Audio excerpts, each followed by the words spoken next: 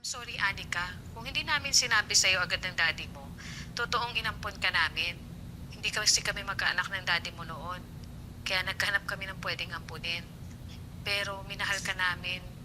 Binigay namin lahat ang pangangailangan mo. Hindi kami nagkulang sa'yo. Kaya pala binili niyo sa akin huwag kong hubarin tong bracelet na to. Pagbalik ko ng Pilipinas dahil gusto niyong mahanap ko ang totoong kong pamilya. Deserve mong mahanap kung sino ang totoong pamilya mo. At hindi makukumpleto ang pagkatao mo kung hindi mo sila makikilala. We are very sorry, anak. Sana mapatawad mo kami. Wala naman akong karapatan magalit sa inyo. Tulad ng sinabi niyo. Hindi naman kayo nagkulang sa akin. Kaya forever grateful ako sa inyo. Ingat po kayo dyan sa Canada. Salamat, anak.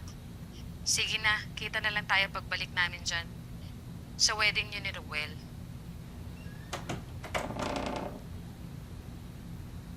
Tawag na lang po ulit ako, Mama. May tao lang po.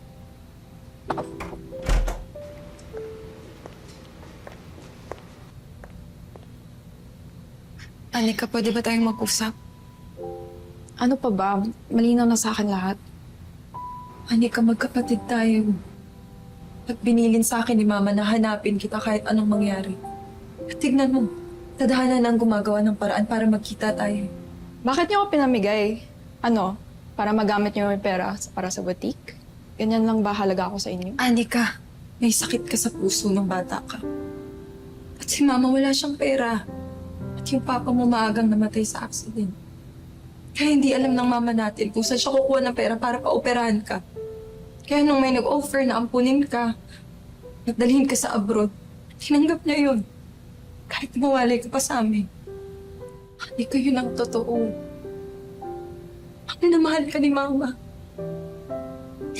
Mahal na mahal kita. Lagi kong iniisip noon na sana magkita tayo ulit. Naiintindihan ko, mahirap tanggapin lahat ngayon. Sana dumating yung panahon na matanggap kami. Sana. Ito. Hindi mo mama natin. Kunti siya niyan. Pinasal sila ng papa mo. Alam mo, swerte mo ka eh. Kasi ako, si Papa iniwala si Mama ng gano'n. Alam mo, Anika, nakita ko kung paano minahal ng Papa mo Mama natin.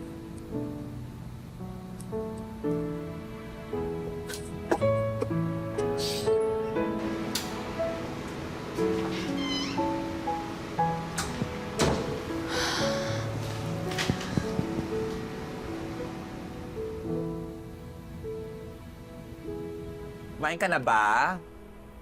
Don't worry, konti na lang to, patapos na ako. Tapos after this, kain tayo, ha?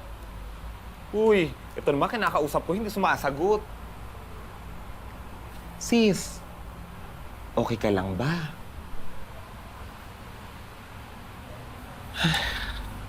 O bakit? Ano naging usapan nyo kanina? Kumusta?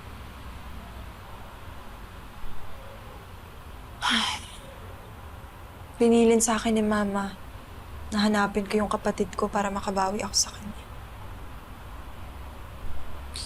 Pero wala. Ayaw niya akong tanggapin.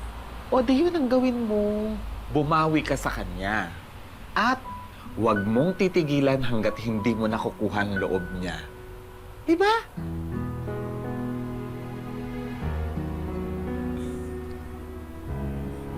Fairness sa'yo, Malia. Kahit madalas mali-mali ka. Minsan, tumatama ka rin pala. Ito, minsan na nga lang magdrama yung tao.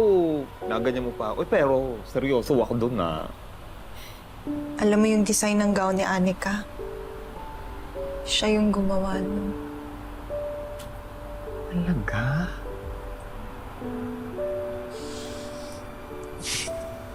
Malia, Kagulat naman to. Ano yun? kunin mo yung milkado. Dali! Oo, ikaw, ang lakas ng amats mo. Madaling araw na, oh. Matulog ka na nga. Seryoso ako. Sige na, kunin mo na!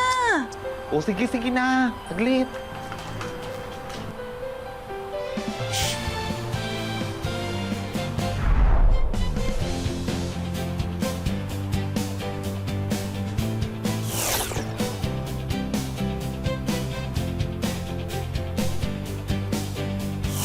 sis. Eto na. Thank you.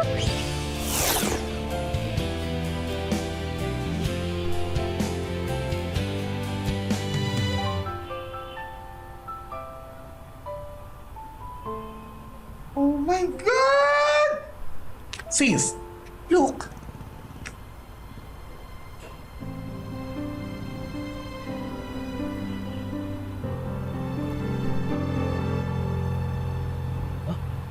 Kapatid kayo ni Anika? Oo, Ruel. Magkapatid kami ni Anika. Mahabang kwento, pero saka ko na ididetalye sa'yo. Kaya kita gustong makausap. Kasi alam ko na yung tungkol sa paghihiwalay ninyo. Ruel, hindi mo na ba siya mahal? Pasensya na, Elena. Hindi ko lang talaga kaya yung mga ginagawa niya. Hindi ko kayang habang buhay niyang kokontrol yung mga kilos ko. Naiintindihan kita, Ruel. Siguro nga, spoiled masyado si Anika nung mga umampon sa kanya. Kaya may kasalanan din kami sa kung ano man yung nangyayari sa inyo. Pero hindi mo na ba siya mahal, Ruel? Mahal pa rin. Mahal na mahal. Pero minsan napapagod din ako dahil lagi kami magkaaway. Mahal ko pa rin yun. Ruel, ang away na aayos. Ang pagod na papawi. Pero yung pagmamahal, kapag totoo, hinding-hindi mo yan matatakasan. Kung hindi ninyo itutuloy ang kasal at tuluyan kayong maghihiwalay, sa tingin mo ba, hindi mo habang buhay pagsisisihan na iniwan mo yung taong pinakamamahal mo? Robert, mag-isipan mo.